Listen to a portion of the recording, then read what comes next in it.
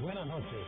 Este 25 de octubre, a 31 días de las elecciones, Honduras Decide cuenta con la presencia de un invitado muy especial, un ciudadano que ha sido desde predicador de la palabra hasta dirigente de organismos internacionales relacionados con el agrarismo, diputado y actualmente es el candidato presidencial del Partido Demócrata Cristiano. Hablamos de don Lucas Aguilera Pineda. Buenas noches, don Lucas. Es un honor contar con nosotros, con su presencia. Quiero empezar por una parte un poquito complicada. En el 2009 la democracia cristiana obtiene más de 38,000 votos. En el 2013 llega a poco más de 5,000 votos. ¿A qué atribuye un cambio tan brusco en la masa crítica de un partido que probablemente es el que tiene más solidez ideológica, como es el Partido Demócrata Cristiano? Bueno, se deben a varios factores. Veníamos de un conflicto del 2009 en la cual el gobierno que se supone salió en ese conflicto, que fue el caso de Mel. A nosotros nos tiraron a matar desde que entró a la presidencia, dado que el presidente del partido era su servidor, y que dentro de lo que ocurrió con la muerte de mi padre, que ha habido de alguna manera una situación muy crítica entre la familia Aguilera y la familia Zelaya. Y esto dio como resultado pues cerrarnos casi todos los espacios, y cuando venimos nosotros al siguiente proceso, el partido estaba en una debilidad terrible. Sin embargo, nosotros pudimos salvar el partido como la ley lo manda, pues, es decir, hay unos partidos que el tribunal los desechó como partido porque no sacaron lo que la ley establece. La Democracia Cristiana sacó primero un diputado que así lo determina la ley, y en la papeleta de municipal obtuvimos el número de votos que la ley también establece, como es el 2% del electorado. Entonces sí, nosotros vemos que esa dificultad se ha venido planteando. No nos olvidemos que también la mayor parte de nuestros grandes dirigentes han venido, algunos muriéndose por enfermedad, y el último dirigente que nos mataron a nosotros en un momento muy complicado, como fue el compañero Alfredo Landaverde.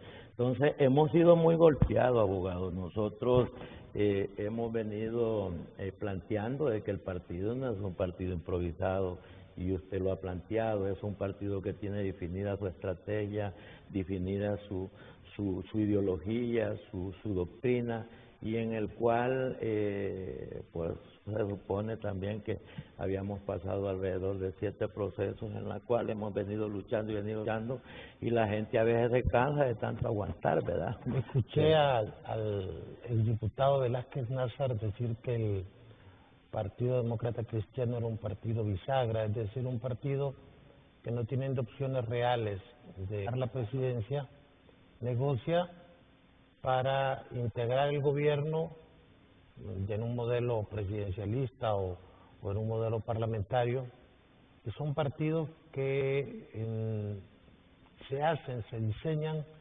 para negociar. ¿El Partido Demócrata Cristiano es ahora un partido bisagra? Bueno, nosotros lo consideramos una oportunidad porque no teníamos ninguna opción de ganar el poder, y entonces dijimos vamos a contribuir. Empezamos con el gobierno de Carlos Flores, en un gobierno liberal en donde hicimos una alianza, le escribimos la alianza y dijimos en estos puntos vamos a compartir con ustedes, en estos no. y nuestras bancadas en el Congreso Nacional han estado precisamente impulsando proyectos que le benefician a la población hondureña. Nosotros hemos tenido en cada uno de los gobiernos donde hemos tenido bancadas, en el Congreso Nacional hemos tenido bancadas de mucha producción de leyes, de propuestas. ¿Le parece que eso debería ser la Alianza, el Partido Liberal y el Partido Nacional, sentarse a diseñar una minuta de trabajo para ponerla en ejecución como gobierno? Pues mire, abogado, nosotros fuimos los primeros que trajimos el tema de las alianzas aquí. En ese momento era prohibido hablar de alianzas. Sin embargo, seguimos creyendo que lo que está haciendo ahorita, por ejemplo, la alianza entre el Libre, el Pino y Narrala, precisamente lo que deberíamos de hacer los hondureños, buscar un consenso entre todos los principales líderes políticos, no importa de qué partido sean, buscar el perfil de honradez, de compromiso con Honduras, de tener compromiso social en función de poder detectar los principales problemas que tiene Honduras y encarar esos problemas como nación, porque ningún partido va a salvar el país. Yo creo que aquí necesitamos el concurso de todos los hondureños para poder enfrentar los delicados problemas. Mire, este problema que yo lo ubico como el principal problema de Honduras es el problema del empleo. Es decir, hay mucho desempleado en Honduras y tenemos el problema que la gente migra del campo a la ciudad y ahora están emigrando a otros países porque aquí no hay oportunidad para todos los hondureños. Bueno, de 10 hondureños, 6 son pobres. De esos 6, 4 viven con menos de $2 diarios, claro. Es decir, menos de 40 lempiras diarios. Sí. Esos ya no viven, esos más bien por milagro sobreviven. Pero en su propuesta vi una especie de retorno al modelo agrarista. ¿Cree que eso pudiera resolver los problemas de la pobreza de Honduras? Bueno, yo no estoy planteando que volvamos al esquema tradicional de la reforma agraria en organizar grupos campesinos y poder criar, volver al conflicto de la tierra con los que tienen, con los que no tienen. Yo estoy planteando un desarrollo familiar, es decir, se agarra una familia en donde está el hijo, está la madre y está el padre, se le da un capital semilla y una parcela de tierra que yo le pongo aproximadamente unas 10 manzanas, entre 10 y 15 manzanas, y que le pueda el Estado proporcionar la educación, la capacitación, los famosos extensionistas agrícolas que teníamos en el campo, que hoy no los tenemos, con Banadesa, con el INA, con el recurso nacional. ¿Eso funcionaba? Eso funcionaba muy bien. ¿No es cierto que se perdieron más de 6.000 millones en el Aguán, por ejemplo? No, en el Aguán lo que ocurrió fue otra cosa, abogado. En el Aguán el movimiento campesino se organizó y las cooperativas más fuertes. Allí llegaba el coronel en aquellos tiempos de la Guerra Fría y le decía: necesito 200.000 lempiras y vos vas a ver cómo me los conseguís y agarrate unos 50 vos y si no, apareces muerto. Y eso era lo que ocurría con las famosas empresas de aceite en el Bajo Aguán. Yo estuve queriendo resolver un conflicto, entonces muchos dirigentes lo mataron por eso. Entonces el proceso en el Aguán y la reforma agraria fue que se politizó tanto que a la larga no se resolvió el problema que la misma ley decía, que era erradicar pues el latifundio y el minifundio, las grandes cantidades y también las mínimas cantidades de tierra, y poder proporcionarlas para hacer una reforma agraria integral donde hubiera tierra, crédito, capacitación, asistencia técnica y también mercado.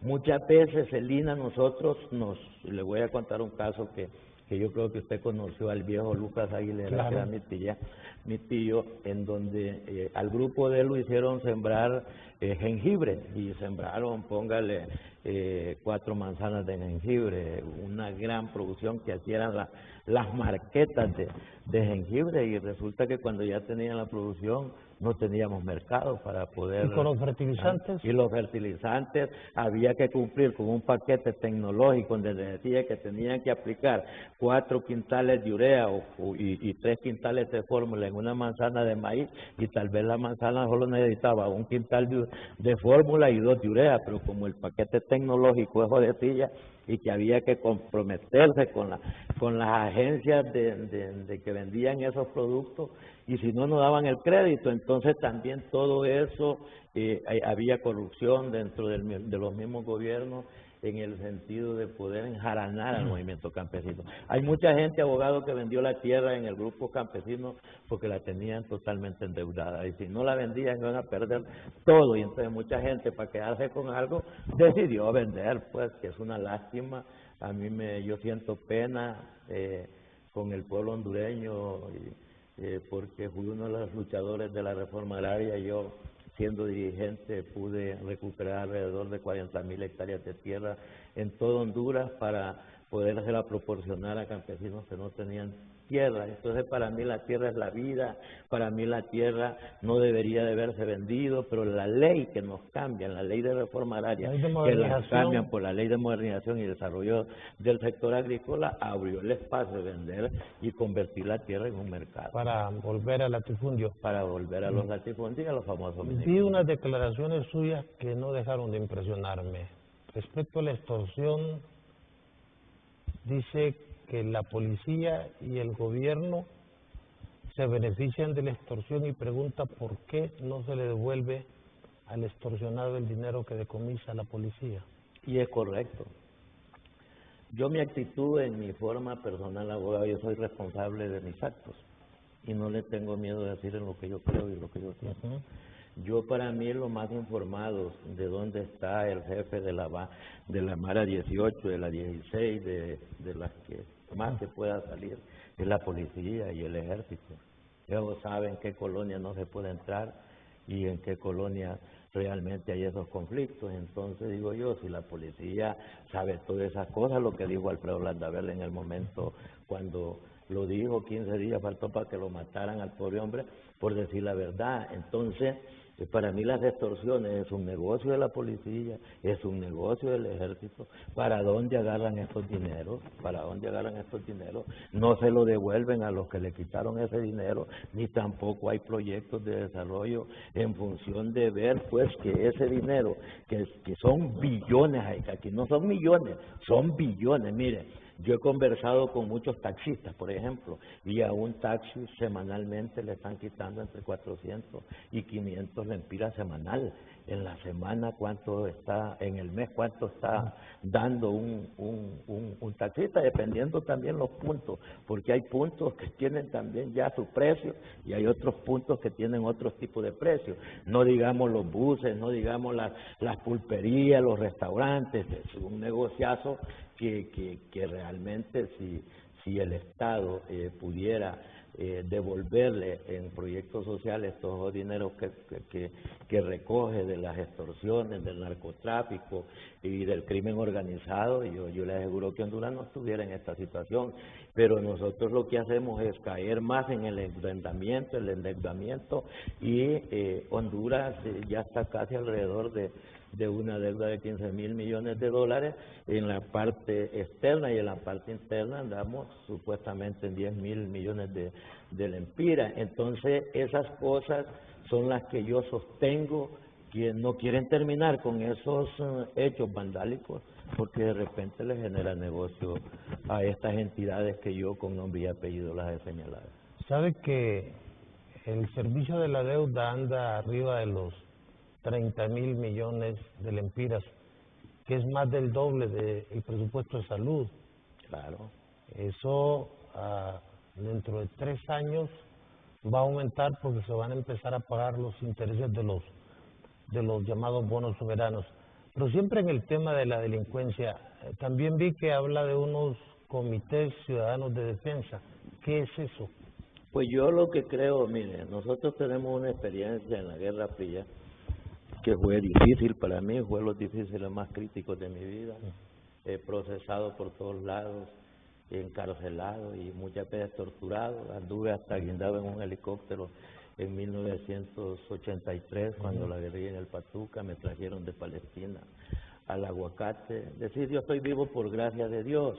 Entonces, nosotros lo que planteamos... Usted es de una Aldea del Triunfo. Yo soy del Choluteca, del Corpus. ¿Y qué hacía en Palestina? En Palestina nosotros nos trasladamos con 82 familias en 1973 del sur hacia Patuca porque allá no teníamos tierra, era gente muy pobre. Entonces la Iglesia Católica, la Unión Nacional de Campesinos y la Democracia Cristiana a través de la Fundación de Desarrollo Hondureño, Fundesa, se trasladó la gente al Patuca para crear una empresa modelo que nosotros la llamamos la empresa de autogestión, en donde todos trabajábamos, todos éramos dueños de la empresa y todos disfrutábamos de los servicios y los bienes de la empresa. Eso tuvo al traste, pues, que ¿Copiado del modelo israelita o del modelo ruso? ¿Cómo funcionaba eso? Una experiencia tratando de imitar un poco el Evangelio, de cómo el traslado de la gente de Egipto a la tierra Nueva Palestina, a la tierra prometida, más o menos, y por eso nosotros le pusimos Nueva Palestina, porque la mayor parte de los que íbamos allí éramos delegados de la palabra de Dios, se fueron 2 sacerdotes con nosotros y toda la gente pues era gente de iglesia que trabajamos en las famosas escuelas radiofónicas, trabajamos en los clubes de amas de casa, trabajamos en los grupos juveniles y trabajamos también en la parte religiosa como era la celebración de la palabra, como eran los retiros espirituales. ¿Y esos comités de defensa cómo? Entonces los comités de defensa nosotros los estamos planteando que la sociedad debe de organizarse para ser su propio protector, los mismos ciudadanos. Poner gente proba, gente honrada, gente que no esté ligada a la delincuencia.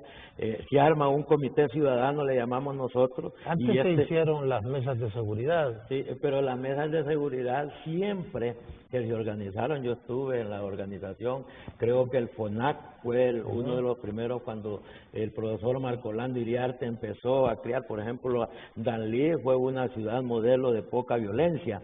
Y en esos momentos que se armaron las mesas ciudadanas, cuando se ponían hombres y mujeres probas, mujeres honradas, mujeres que no tuvieran nada que ver con el crimen organizado, funcionaban, pues, eran vigilantes y ayudaban a proteger al ciudadano. Lo mismo tuvo una experiencia Honduras, si usted se da cuenta, abogado, cuando se ponía un auxiliar por comunidad. En cada comunidad había un auxiliar y ese auxiliar era la principal autoridad de esa comunidad y cualquier cosa que pasaba en esa comunidad, el auxiliar respondía, convocaba de los mismos aparte compañeros. Que tenía el auxilio. Aparte que tenía el auxilio de las municipalidades, de la policía y todo eso. No, y el auxilio que era unos especie de colaboradores de la misma gente. Para y cuidar, él tenía la para orden. el orden. Es correcto, iban a hacer una fiesta.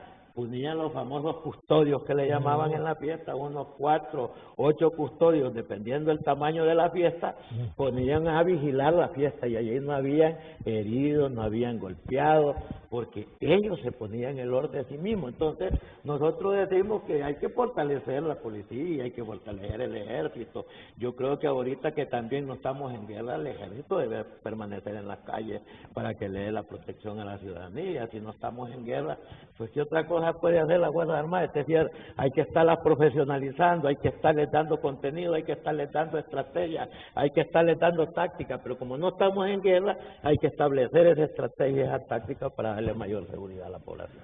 Usted fue miembro del Tribunal, lo que ahora es el Tribunal Supremo Electoral. ¿Cómo ve las elecciones? ¿No le resulta muy caro y poco transparente el proceso electoral que cada 4 años vivimos los hondureños?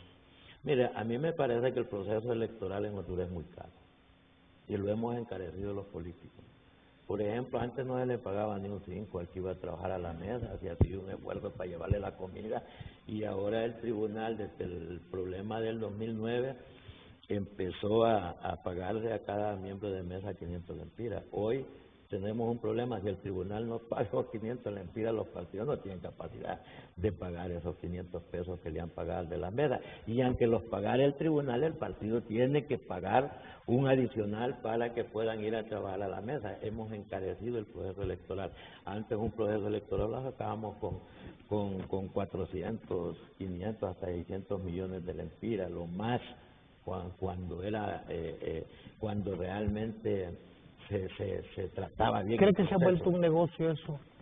Pues yo digo que lo hemos encarecido, mire, tanto es la frustración que tienen los líderes del famoso fraude electoral, de la zancadilla, de la triquiñuela, del odio, del rencor, que hacemos que el Tribunal Electoral ponga hasta comisiones de además, que traiga gente experta de otros lados, que Honduras los paga, no es que los vienen aquí a ofrecer, a poner el pecho, a decir, miren, aquí estamos, les vamos a ayudar sin ganar un centavo. El país está derogando todos esos gastos, todo ese proceso de observadores. Hay gente que el tribunal hasta el pasaje les manda a personajes para que puedan estar en el proceso electoral. Entonces, es demasiado caro, estamos hablando casi de 1.200, 1.300 millones de lempiras en un proceso electoral en un país tan pobre. Ahora pasa de 2.000 ahora. ¿Verdad que pasa 2.000? Y que tenemos dos procesos seguiditos, que son los procesos internos, que es mucho más caro que los procesos electorales generales. ¿No cree que la sociedad se ha equivocado en eso de la idolatría de las elecciones? Porque se hacen elecciones y nada cambia. No cambia, y no va a cambiar, porque nosotros tenemos un proceso educativo en el cual la gente no tiene cultura política. Por ejemplo, ¿quiénes andan detrás del político? De los que tienen opción a ganar. Anda el ingeniero, el abogado, el doctor, esto y lo otro, para que lo ubiquen en una chamba. Entonces los partidos como el nuestro poco llegan porque no hay perspectiva de chamba. Y yo he dicho, el Estado no puede ser empleador. El Estado debe de ser promotor del desarrollo, hacer alianza con la empresa privada, hacer alianza con las MIPYMES, hacer alianzas con todo ese grupo de empresas pequeñas, medianas y grandes en función de apoyarlas para que éstas generen el empleo. Y el Estado darle la protección para poder generar de alguna manera masivamente el empleo. Yo por eso digo que si yo llegara a ser presidente de Honduras, yo me dedicaría a dar trabajo a la gente, que toda la gente trabaje.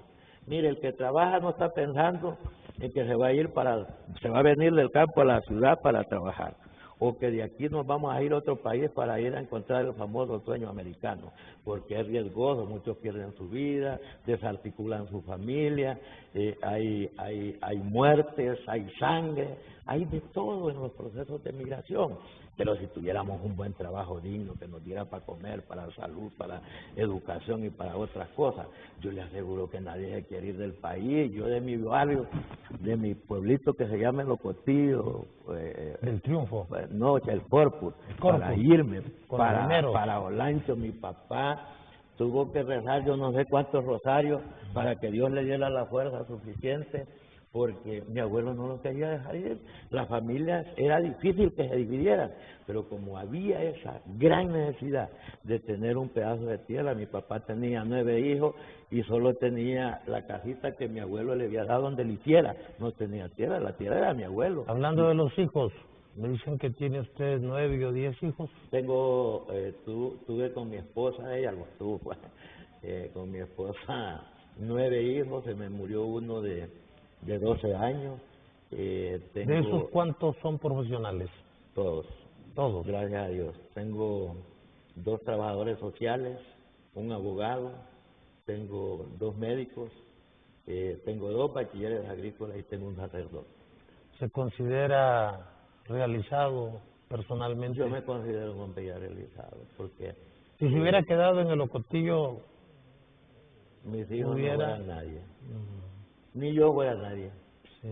Porque yo, a pesar de que no estudié, me preparé en la Universidad de la Vida, tuve programas de formación en Venezuela a través de la Universidad de los Trabajadores de América Latina, estudié una carrera popular que le llaman andragogía, que tiene que ver mucho con la educación de adultos, los esquemas de educación popular y liberadores.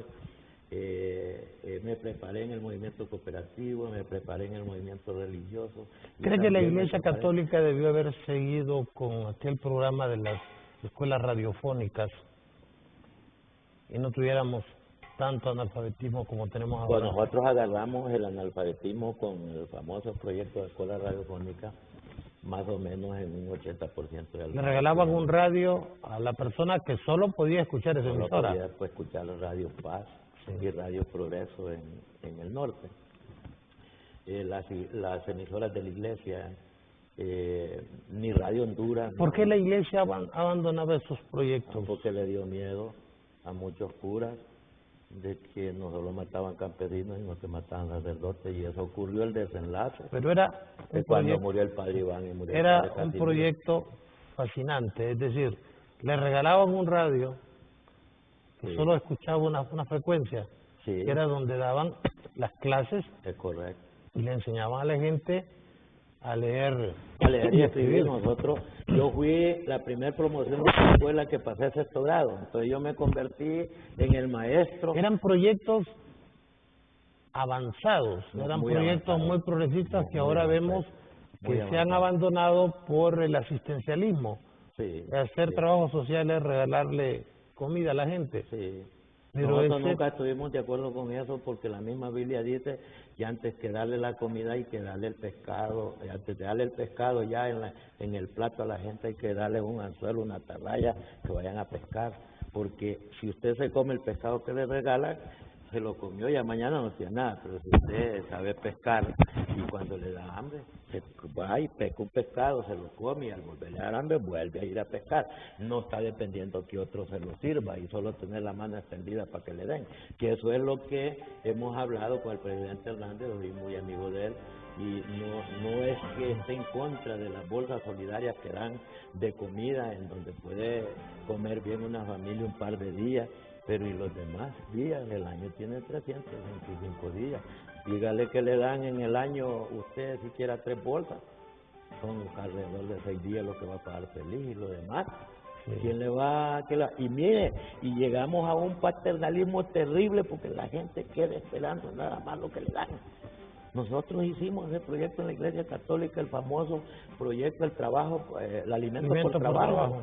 Por trabajo, la gente, llevábamos las planillas, la gente iba a arreglar sus caminos, iba a arreglar sus pozos, iba a arreglar su montañita, iba a arreglar un montón de cosas a las casas de los vecinos, nos ayudábamos entre todos. Por eso surge el famoso término de la solidaridad, de que tenemos que tener unos con otros, porque nadie tiene lo suficiente para vivir, ni nadie no tenga nada para no dar, ¿verdad? Todos tenemos algo. Entonces, lo que hacía la gente cuando le daban, llenaban la planilla, aunque no iban a trabajar, se ponían a llenar la planilla para que le viniera el alimento, y después su cosecha la vendían y quedaban esperando el alimento que les daba la iglesia, y se quedaban a veces sin comida, porque de repente también el alimento por trabajo no era lo suficiente para satisfacer las necesidades de familia. A nuestro regreso tocaremos un tema que marcó la vida de don Lucas Aguilera, el tema de la masacre de los Torcones. Regresamos brevemente.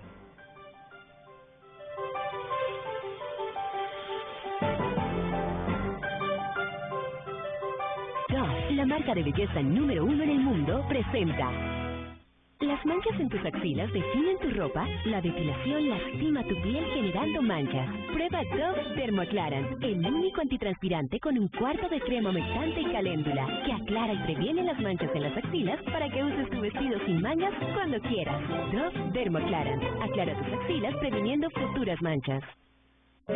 Prueba también el delicioso cuidado de Dove con karité y vainilla. Que vengan nuevos tiempos, oportunidades, justicia. Que se vayan los corruptos, las empresas de Maretín, tanta codicia. Que vengan nuevas empresas, educación, más trabajo. Que se vayan los mismos de siempre, esos que hacen tanto relajo. Que vengan nuevas ideas, desarrollo, un gobierno eficiente. Que se vayan esos que tanto daño le hacen a mi gente.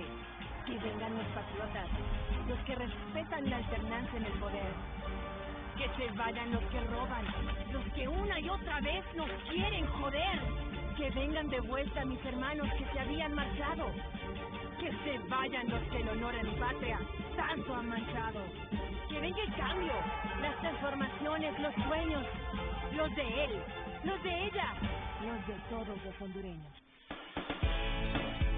Mañana por TV Azteca Honduras.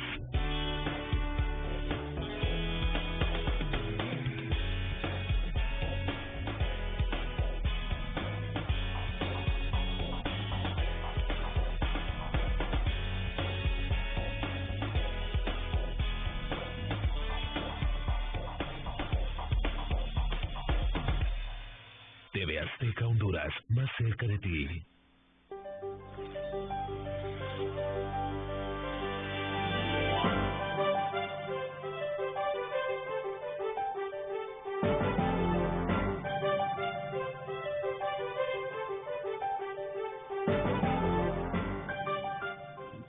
Estamos de regreso con don Lucas Aguilera, candidato presidencial de la Democracia Cristiana. ¿Qué piensa del gobierno de don Juan Orlando Hernández? Pues yo creo que la situación de Honduras no es fácil, ¿va? Es una situación muy complicada. Los gobiernos, no solo el del presidente Hernández, sino los gobiernos que hemos tenido, han venido de alguna manera haciendo lo rutinario que hace un gobierno, en estar congeniando con la población. No hay un plan de país en donde todos los hondureños sepamos cuál es la Honduras que tenemos hoy y cuál es la Honduras que queremos para mañana. Tenemos todavía las improvisaciones de gobiernos de 4 años. Hoy que va a haber esta reelección, yo no sé si el presidente Hernández planificó para los 8 años o planificó los 4 y va a volver a planificar los otros 4. No sé, ¿verdad? Pero de todas maneras yo creo que a pesar de todo, yo no soy nacionalista, sí fui uno de los artífices para que el Partido Nacional se afiliara a la Internacional Demócrata Cristiana de América. Yo era vicepresidente de la Organización Demócrata Cristiana de América y del mundo, y me recuerdo que en un congreso en El Salvador se afilió al Partido Nacional. Pero en materia de seguridad, a como estaba la situación después de los problemas del gobierno de Mel para acá, en donde se jugó mucho con el tráfico de drogas, caían avionetas y en esta, y bueno, en ese Patuca tenían más de, póngale usted, unas 6 pistas en donde caían los aviones, y ya no les daba miedo ni caer, pues. Hubo demasiado abuso para permitir el narcotráfico en el gobierno de Mel principalmente. Y de allí que se armaron todo el proceso de Mara, proceso de estos términos de la gente que paga esos impuestos de guerra y todas estas cosas, y los muertos que han habido exageradamente, como que viviéramos en una guerra a lo interno del país. Pero creo yo que el gobierno de Juan Orlando ha respondido un poco a eso, a mermar un poco el narcotráfico, a darle un poco de seguridad a la población. ¿Y de la reelección qué piensa? Pues mire, yo no soy muy partidario en los gobiernos que nosotros tenemos con la reelección. Primero porque no son gobiernos tan eficientes como para poder desear que sigan un proceso. ¿Cómo ve la pero no podemos quedarnos tampoco nosotros en una realidad aislada. Todos los países casi de América Latina tienen procesos de reelección. Lo que debió de haberse hecho aquí es que ese proceso de reelección lo hubiéramos discutido ampliamente con todas las ¿Qué posibilidades le ve a Salvador Narrala? Ninguna. ¿No cree que tenga...? No, ninguna. Yo creo que a Salvador le hubiera ido mejor quedarse en el PAC que haber hecho el proceso de alianza. Libre, pues ya todo el mundo, más bien que llegó con una euforia porque era un partido nuevo, un partido que se refugió en el famoso golpe de Estado, que más bien yo tengo una impresión personal y yo me responsabilizo de eso, que a quien más le benefició el golpe fue a Mel.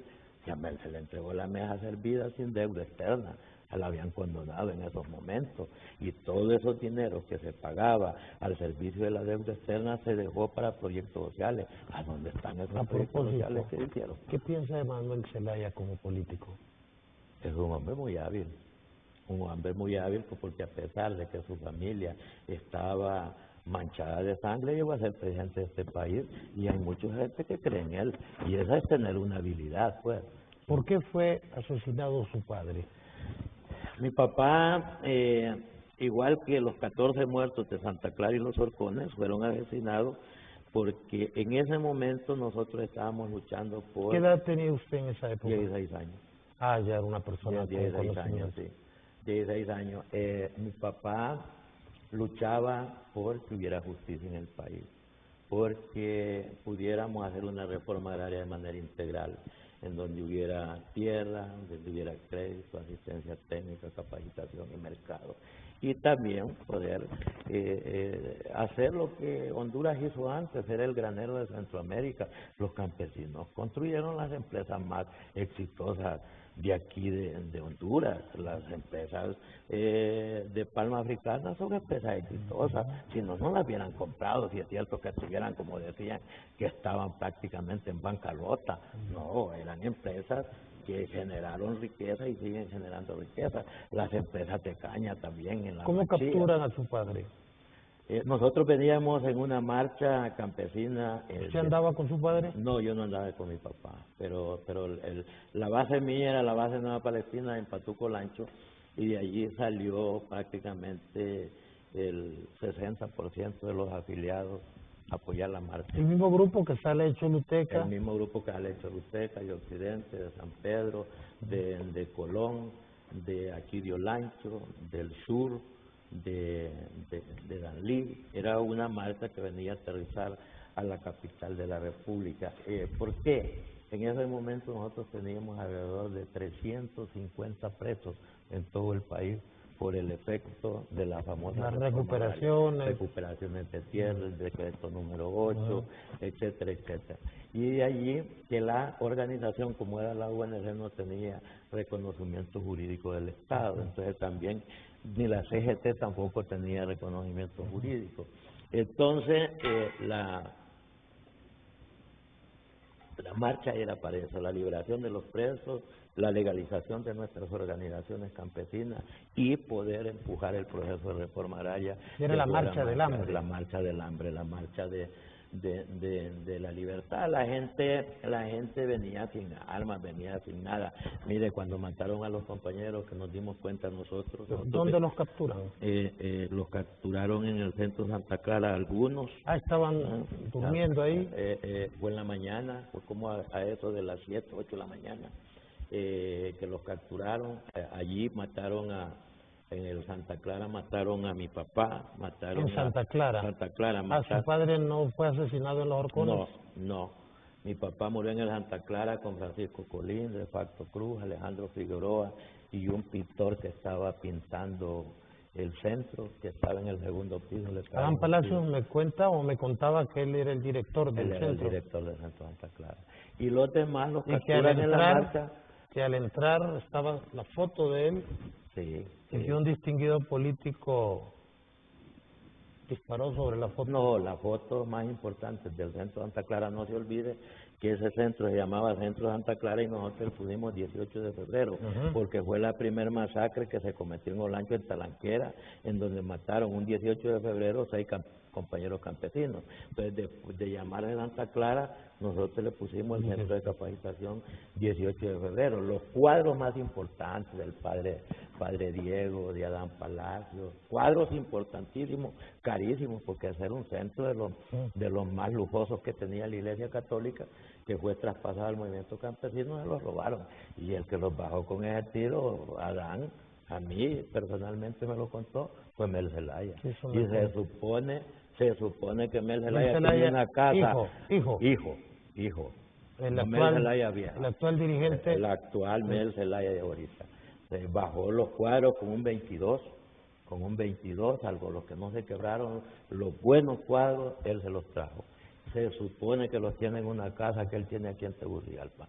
Nosotros, yo lo digo porque todo el mundo cree que Mel era un santo, que era un cipote, que no tenía la edad suficiente. Él tenía 23 años cuando ocurrió esto, porque él es mayor de mí, prácticamente alrededor de 6, 7 años. Entonces, eso ocurrió y por supuesto que la gente la agarraron en la marcha.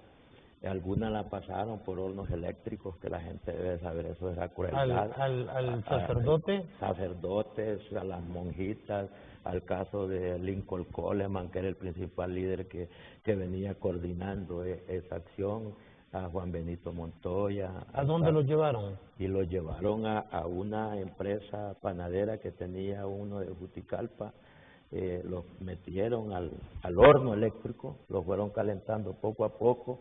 Algunos allí se desmayaban, otros se los llevaron, entonces los llevaron al pozo de Malacate ya cuando iban todos quemados, todos golpeados. Se dice que en el pozo de Malacate allí los torturaron, allí hicieron lo que quisieron y los echaron al pozo. El pozo tenía 42 metros de profundidad. 42 metros. 42 metros de profundidad. Muy profundo. Y pusieron una candela, algunos los echaron vivos, otros los echaron muertos. Entonces les detonaron una candela de dinamita para cerrar el pozo.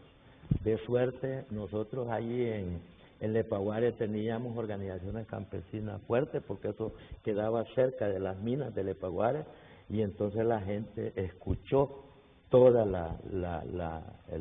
el momento donde la gente la torturaban, que la gente gritaba, que la gente lloraba, y se les puso que allí era donde estaba el caso. Cuando las noticias quisieron salir, aquí en Honduras los medios todos estaban prácticamente cooptados, nadie daba información.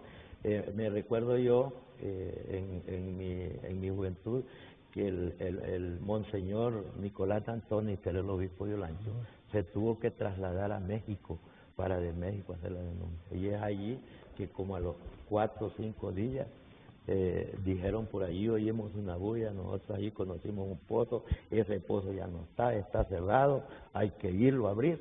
Y allí empezó el Estado a crear la famosa comisión para investigar el caso con el mayor Chinchilla, que fue uno de los responsables. Allí, abogado, es una lástima, porque eso no lo pudo hacer una persona normal.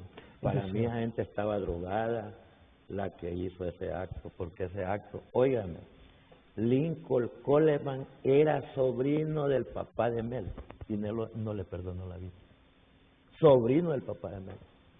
Entonces, estamos viendo lo que ocurre con este tipo de gente, ¿va? El caso de Mel, y se puede ver lo que se desató el 2009, todas las cosas las quería hacer a la brava. Si Mel no le hubiera irrespetado a la Corte ni al Congreso Nacional, hubiera terminado su periodo normal, ¿verdad? Y la historia del país sería diferente. ¿Usted recogieron el cadáver de su padre de Santa Clara entonces? Nosotros llevamos el único cuerpo que está enterrado en Patuca, porque de allá murieron 3, es el cuerpo de mi papá. Vino un hermano mío con otro compañero del grupo Nueva Palestina, estaba militarizado todo Juticalpa, nosotros sacamos el cuerpo de mi papá y lo llevamos a enterrar a la Palestina. Es el único que se sabe a dónde está enterrado, porque los otros lo llevaron al cementerio general de Juticalpa, los enterraron y se han perdido las sepulturas y las cruces. Nos comentaba al principio que estuvo preso en la década de los 80. Sí, mucho. ¿Por qué razón? Por el hecho, como dijo usted, a mí la muerte de mi padre marcó mi vida. A mí la autoridad me perseguía porque era hijo de un líder campesino. De un líder muerto en la masacre de Santa Clara. Y ya nos acusaban que éramos comunistas, que estábamos criando caos en el país y que era necesario eliminarnos a todos. Y por eso yo tuve la dicha, la Fuerza Armada, en la etapa de Álvarez Martínez me tenía con un signo negro allí que significaba muerte, ¿verdad? Y entonces en esa semana que agarran a Gustavo Álvarez y lo sacan del jefe de la Fuerza Armada, yo estaba en un curso en Guanchilla, en Agua Blanca Sur, cuando eso ocurrió. En esa semana estaba prácticamente dictada que a mí me iban a eliminar. A mí me confundieron, me llamaban el maestro Lito, yo nunca fui maestro. Pero lo llevaron, lo tuvieron preso, lo montaron en un helicóptero, en la cárcel que convirtieron en Patuca fue la iglesia que nosotros mismos construimos, los católicos, para hacer nuestras oraciones, y entonces la convirtieron en cuartel. Allí estuve 3 días y allí me trasladaron al Aguacate colgado. de un mecate, y hicieron también un pozo en Nueva Palestina, ahí cerca de la iglesia donde teníamos nosotros para ir a torturar a la gente, la metían al pozo, tal vez la tenían 1, 2, 3 días en agua, ustedes se imaginan que el agua tuye, y entonces todo eso provocó de alguna manera el miedo, y la democracia cristiana empieza a bajar su nivel desde ese hecho, porque le matan los principales dirigentes, pues. Toda esa gente era del Partido Demócrata Cristiano de Honduras. Es decir, nosotros, para hacer nuestro partido, nos ha tocado sangre, lucha. Nosotros trajimos aquí el movimiento cooperativo, hemos participado en el famoso huracán Fifi. El Estado no tenía la organización, los que teníamos la organización éramos nosotros. Nos trasladamos a la costa norte a darle auxilio a toda esa gente a través de la Fundación Hondureña de Desarrollo, del ICE, el Instituto de Investigaciones Socioeconómicas que coordina muy bien don Moncho Velázquez Nazar, estaba Cáritas de Honduras. Teníamos una organización. ¿La iglesia se separó del partido? A partir de los hechos del 25 de junio. Ya había miedo, había mucho pánico, mucho cura amenazado, muchos delegados amenazados, y entonces la iglesia... ¿Por qué desaparecen los delegados de la palabra? ¿Responde una nueva estrategia de la iglesia? No, hay sectores que hay... ¿Todavía? Que hay delegados de la palabra. Hace un año se celebraron los 50 años de la celebración de la palabra. Hay muchos delegados en la zona sur, en occidente hay bastantes delegados. Prácticamente la parte central aquí en Tegucigalpa hay sectores que tienen delegados y hay otros no. Pero sí hay organización muy fuerte de delegados a nivel de todo el país, pero que ya se encargan nada más a la parte religiosa y no a la parte del desarrollo social. ¿Cómo ve el futuro del país? Es decir, más bien, ¿hace 5 años estábamos económicamente mejor o estamos peor ahora? Pues yo digo que hemos ido un poquito mejorando la economía del país. El problema de los hondureños es que la economía sigue estando concentrada en pocas manos. Y entonces sí aumenta la parte económica, pero también aumentan los niveles de pobreza. Crece la economía de los que tienen telecomunicaciones, de los banqueros, de los que venden o dan el servicio de tarjetas de crédito y de los que venden energía. Es correcto. La de abajo no. No, la gente sigue pobre y está más, está acrecentando, y yo creo, y yo llamo la atención a nuestros empresarios, no seamos bagres, no seamos como el zángano, hay que compartir en gran parte la riqueza. Dice Juan Pablo II que toda propiedad privada tiene una hipoteca social. ¿Por qué razón? Una propiedad puede estar bien trabajada, bien arreglada y hasta bien enmurada, pero si hay gente pobre alrededor de esa comunidad que no tiene que comer, esa comunidad está en peligro, esa propiedad está en peligro. Sí. Entonces hay que ver cómo nosotros manejamos el equilibrio de los que tienen y de los que no tienen, porque la brecha, abogado, de los que tienen con los que no tienen es muy abismal, y entonces eso nos está llevando a los problemas que hoy tenemos. ¿Hay más corrupción ahora que hace 4 años? Bueno, aparentemente pareciera que ha bajado un poco el nivel corruptivo en este gobierno que tenemos, pero yo le voy a decir, el flagelo más grande para tener empobrecido este país ha sido la corrupción. Y con los dineros que se han robado, y los que tienen pisto no tienen pisto porque son perros para trabajar, no es cierto. Los que tienen demasiado dinero no lo tienen así nomás. Y mire lo que está ocurriendo con los que están extraditados, hasta el presidente está allá. ¿Qué necesidad tenía de robar pisto, hombre? ¿Ah? Pero ahí no tenemos gente pobre en esos extraditados, ni en la lista de los que van a extraditar tenemos gente pobre. En la democracia cristiana no tenemos ese flagelo de estar cuidando de los narcos o del crimen organizado, de los que han robado. Nosotros hemos tenido buenos ministros y a nadie lo han sacado por corrupto ni por ladrón, ni lo han sacado por incapaz. Hay gente que en la democracia cristiana hay mucho estudio, hay mucho talento. ¿Por qué se fue Cruz Asensio? Porque la vida de Cruz Asensio así es el relajo, es el viejo. En la democracia cristiana... Pero es un hombre formado en la democracia cristiana, sí, un hombre que un militante, se formó ahí, tiene un buen acervo ideológico. Tiene un buen discurso, tiene mucho contenido ideológico. Augusto Cruz Asensio trabajó mucho en el partido, se le ayudó. Yo ayudé mucho a Cruz Asensio, y a Cruz Asensio lo sacamos de los vicios, de la droga. ¿Ah? Y yo hoy que llegó a la democracia cristiana 2 oportunidades, yo lo metí, ya él ya había renunciado del partido. Y la gente del partido me dijo, ¿para qué traes ese loco? Ya no va a venir a hacer otro. Yo nunca pensé, porque yo creo en el principio de la perfectibilidad, que no todos tenemos errores, pero depende de los quienes nos dan la posibilidad de corregir los errores, podemos mejorar nuestra vida. Y entonces, en ese hecho, yo le digo, mira, yo te voy a apoyar, voy a convencer a la gente para que te vuelvan a aceptar, y lo llevamos primero como candidato a alcalde, y ahí lo llevamos como candidato a diputado, y gana, se vuelve a reelegir, lo volvemos a apoyar, y por último él queda porque él tiene un buen discurso. ¿Se llevó gente de la DC? Muy poco. Muy poco. Muy poco. Un poquito en Santa Bárbara, que se llevó alguna gente, pero de allí a nivel nacional muy poco. Pero muchísimo. No. ¿Se irá a reelegir? No, él no va de candidato. No va de, pero va al Parlamento. Va al Parlamento, Va seguro. Va más seguro. Él sacrificó a Vallecillo, que es el candidato presidencial, porque él va a lo seguro. Pues, ¿no? Él va a lo seguro. Sí. No, yo soy buen amigo. ¿Qué pasa con esa gente que a veces parece que engorda espiritualmente? ¿Cree que el afán de sobrevivir es lo que más afecta el sentimiento de verticalidad y solidaridad de los políticos? Pues mire, yo personalmente le doy gracias a Dios que me ha dado más de lo que yo le he pedido y más de lo que yo me merezco. Y yo, lo que a mí me ofende de mis amigos y mis compañeros es la lealtad.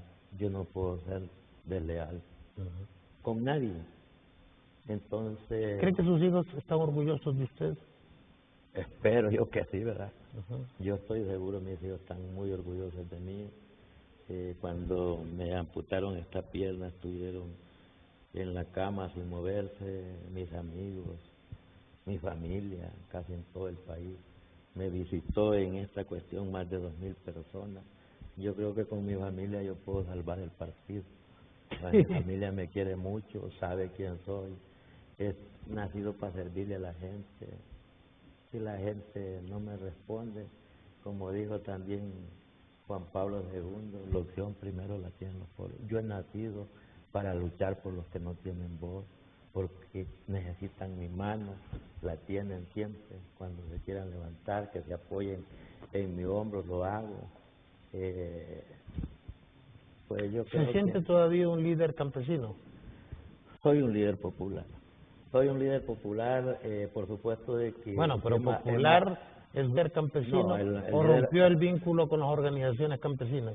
No, estoy ligado a ellas. Yo soy miembro de la organización campesina, la CAN, soy miembro del Consejo Coordinador de Organizaciones Campesinas. ¿Qué piensa de Vía Campesina? Pues mire, Vía Campesina nosotros la formamos. Nosotros formamos la Vía Campesina. Y por esa cuestión de ser hondureño, nosotros apoyamos a Rafael Alegría que se quedara en la Secretaría Ejecutiva de la Vía Campesina. Lo que pasa es que Rafael hizo de la Vía Campesina su propio patrimonio, pues todos los recursos que venían a apoyar al campesino tenían que pasar por Rafael, porque y después ya Rafael ya no representa a los campesinos, como dice él. Pero bueno, de todas maneras esa es su conciencia. Yo le dije a Rafael, yo de vos me siento traicionado, porque a Rafael le cayeron los muertos de la Santa Clara y los Orcones en los pies y anda con el asesino de lo que hicieron. ¿Él estaba ahí? Él estaba ahí, él andaba en la marcha, era dirigente regional en ese momento.